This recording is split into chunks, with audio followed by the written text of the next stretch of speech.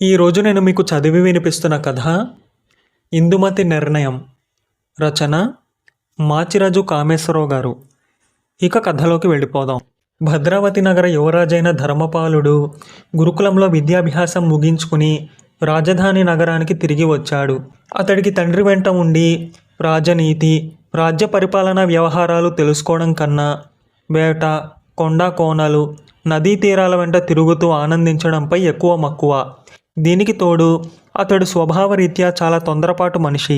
ధర్మపాలుడికి పరిపాలనా విషయాల్లో ఆసక్తి కలిగించడం ఎలాగో తెలియక రాజు విజయేంద్రుడు విచారపడుతుండేవాడు. ఇలాంటి పరిస్థితుల్లో ఆయన హఠాత్తుగా ఏదో వ్యాధికి గురై మరణించడం జరిగింది. ఈ కారణంగా 20 ఏళ్ల వయసులో ధర్మపాలుడు భద్రావతి నగర రాజయ్యాడు. రాజయ్యాక కూడా ధర్మపాలుడి ప్రవర్తనలో ఏమాత్రం మార్పు రాలేదు. అతడు పూర్వములాగే ఒంటరిగా వేటకు వెళుతుండేవాడు. అయినప్పటికీ అనుభవజ్ఞుడైన మంత్రి సుబుద్ధి నమ్మకస్తుడు, దేశభక్తుడైన సేనాధిపతి వీరవరముల వల్ల రాజ్యపాలన చాలా సక్రమంగా జరిగిపోతుండేది. ఒకనాడు ధర్మపాలుడు సూర్యోదయంతోనే బయలుదేరి అడవిలో చాలాసేపు వేటాడి మిట్ట మధ్యాహ్నం వేళకు బాగా అలిసిపోయి దాహం తీర్చుకునేందుకు ఎక్కడన్నా నీరు దొరుకుతుందా అని వెతకసాగాడు.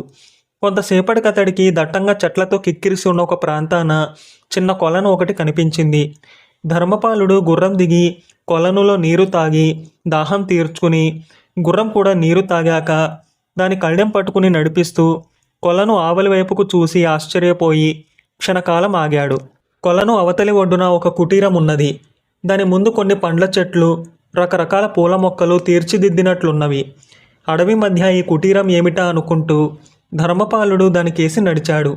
అతడు కుటీరాన్ని సమీపించుతున్నంతలో ఒక చెట్టు కొమ్మకు వేలాడుతున్న పంజరంలోని చిలుకకు అరముగ్గిన జామ పండును అందిస్తూ ఒక అద్భుత సౌందర్య రాశి అతడి కంట పడింది. అతిథులకు స్వాగతం అన్నది రాజును చూసి పంజరంలోని మాటలు నేర్చిన చిలుక.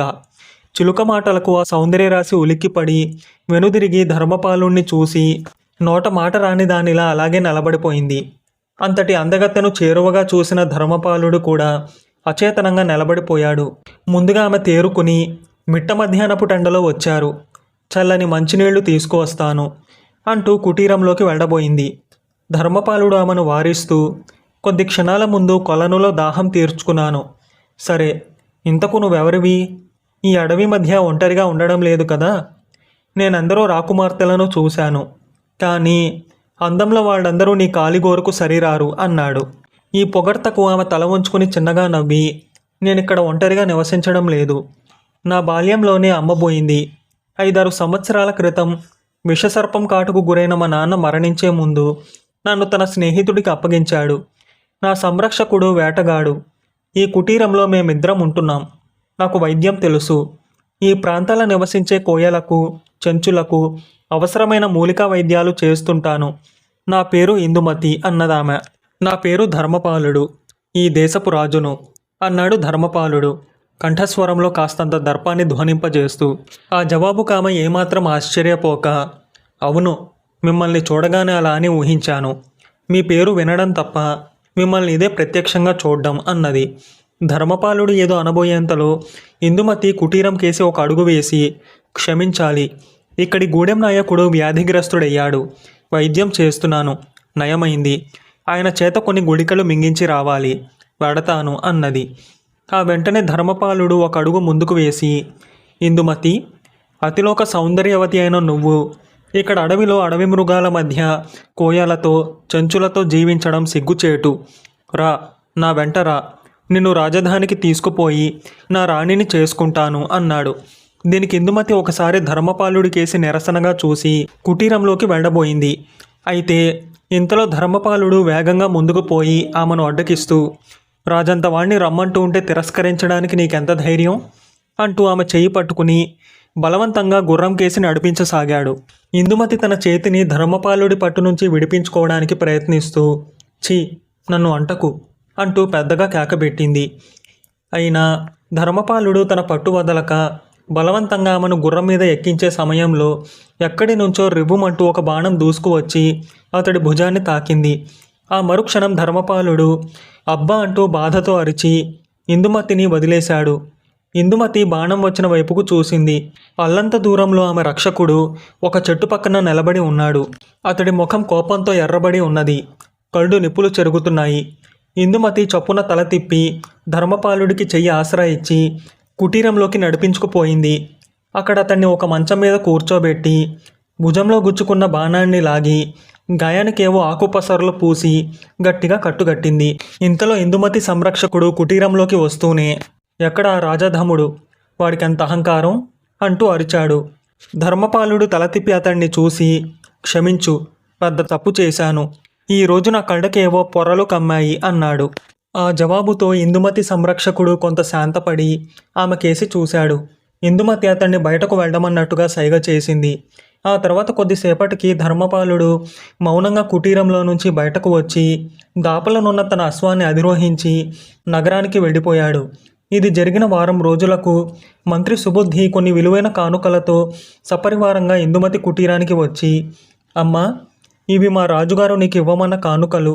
ఆయనది చిన్నతనం నుంచి దుందుడుకు స్వభావం. వారం క్రితం ఆయన కారణంగా ఇక్కడ జరిగిపోయిన దుస్సంఘటనతో మనిషి స్వభావంలో ఎంతెంతన రాని పరివర్తన వచ్చింది. తను చేసిన తప్పుకు ప్రాయశ్చిత్తంగా జీవితంలో ఇక ఏనాడు పెళ్లి మాట తలపెట్టనని ప్రతిజ్ఞ చేశాడు అని చెప్పాడు. మంత్రి మాటలు వింటూనే ఇందుమతి చెలించిపోయి ఉబికి వస్తున్న కన్నీటిని తుడుచుకుంటూ మంత్రి పక్కనే నిలబడి ఉన్న సంరక్షకుడితో, బాబాయ్, శ్రావణమాసం రాగానే మహారాజు గారిని ఇక్కడికి వచ్చి నన్ను వివాహమాడి తీసుకువెళ్ళమని చెప్పు అని కుటీరంలోకి వెళ్ళిపోయింది. ఆ తర్వాత నెల తిరగకుండానే ధర్మపాలుడితో ఇందుమతి వివాహం అత్యంత వైభవంగా జరిగింది. ఇది జరిగిన మరుసటి రోజున భర్తతో సాయంకాలపు వేళ చల్లగాలికి రాజప్రాసాదపు మేడ పైభాగంలో తిరుగుతున్నప్పుడు ఇందుమతి ఉన్నట్టుండి, మహారాజా, చూసారా, మీ చేత ప్రతిజ్ఞాభంగం చేయించాను అన్నది చిన్నగా నవ్వుతూ. ఆ మాటలు అర్థం కాని వాడిలా ధర్మపాలుడు ఒక్క క్షణం ఇందుమతి కేసి చూసి చప్పున నవ్వుతూ, అవునవును, ప్రతిజ్ఞాభంగం చేసిన మాట నిజం. మరి నీ సంగతి ఏమిటి? ముందు అంతగా తిరస్కరించిన దానివి, ఆ తర్వాత నీకై నువ్వు నాకు పెళ్లి రాయబారం ఎందుకు పంపావు అని ప్రశ్నించాడు. క్షమించండి మహారాజా, నేను ముందు తిరస్కరించింది మీలో ఉన్న తొందరపాటుతనాన్ని, మితిమీరిన అహంకారాన్ని. అయితే మీరు పంపిన కానుకలతో నా కుటీరానికి వచ్చిన మహామంత్రి చెప్పిన మాటలు, మీ ప్రతిజ్ఞ సంగతి విన్న తర్వాత మీరు నన్ను హృదయపూర్వకంగా ప్రేమించారని, మీ స్వభావంలో పూర్తి మార్పు వచ్చిందని గ్రహించాను. అందువల్లనే నాకై నేను వివాహ ప్రసక్తి తేవడం జరిగింది అన్నది ఇందుమతి చిన్నగా నవ్వుతూ. ఈ జవాబుకు ధర్మపాలుడు ఎంతగానో ఆనందించాడు. కథ సమాప్తం. మీకు కనుక ఈ కథ నచ్చితే లైక్ చేయండి, మీకు తెలిసిన వారికి షేర్ చేయండి, మీ విలువైన అభిప్రాయాన్ని తప్పకుండా కామెంట్ చేయండి. నా ఛానల్ని సబ్స్క్రైబ్ చేసుకోండి, పక్కనున్న బెల్ బటన్ని యాక్టివేట్ చేసుకోండి. నేను పెట్టే కొత్త వీడియోస్ మీకు నోటిఫికేషన్ రూపంలో వస్తాయి.